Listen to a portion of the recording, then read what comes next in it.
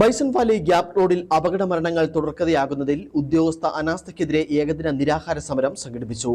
Adimali block panchayat അംഗം TM രതീഷാണ് നിരാഹാര സമരം അനുഷ്ഠിച്ചത്. ജനകീയ സമിതിയുടെ നേതൃത്വത്തിൽ നടന്ന നിരാഹാര സമരം ഇടുക്കി MP ഡീൻ കുര്യാക്കോസ് ഉദ്ഘാടനം ചെയ്തു. അപകടങ്ങൾ തുടർക്കഥയാവുന്ന ബൈസൺ വാലി ഗ്യാപ് റോഡിൽ അപകടങ്ങൾ കുറയ്ക്കുന്നതിനുള്ള നടപടികൾ സ്വീകരിക്കണമെന്നാവശ്യപ്പെട്ടുകൊണ്ടാണ് അടിമാലി ബ്ലോക്ക് പഞ്ചായത്ത് അംഗം TM രതീഷ് ഏകദിന നിരാഹാര സമരം അനുഷ്ഠിച്ചത്.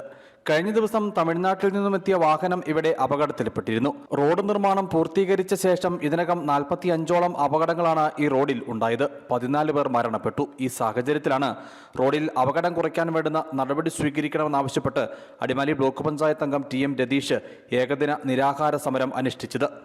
ചെക്ക് പോസ്റ്റ് സ്ഥാപിക്കുക, ടേക്ക് ബ്രേക്ക് സ്ഥാപിക്കുക, 100 മീറ്റർ അകലത്തിൽ സിഗ്നൽ ബോർഡ് സ്ഥാപിക്കുക, പിന്നെ അപകടങ്ങൾ സംഭവിക്കുന്നതുമായി ബന്ധപ്പെട്ട് അനൗൺസ്മെന്റ് സംവിധാനങ്ങൾ ഏർപ്പെടുത്തുക എന്നീ ആവശ്യങ്ങൾ ഉന്നയിച്ചുകൊണ്ടാണ് നിരാഹാര സമരം. ചൊക്രമുടി റോഡരികിൽ നടന്ന നിരാഹാര സമരം ഇടുക്കി MP അഡ്വക്കേറ്റ് ഡീൻ കുര്യാക്കോസ് ഉദ്ഘാടനം ചെയ്തു. ജനകീയ സമിതി അംഗങ്ങൾ, ആശ്രയം charitable society, Congress bison Valley മണ്ഡലം കമ്മിറ്റി, ചൊക്രമുടി ആദിവാസികൾ, പൊതുജനങ്ങൾ എന്നിവർ സമരത്തിന് പിന്തുണയുമായി എത്തി.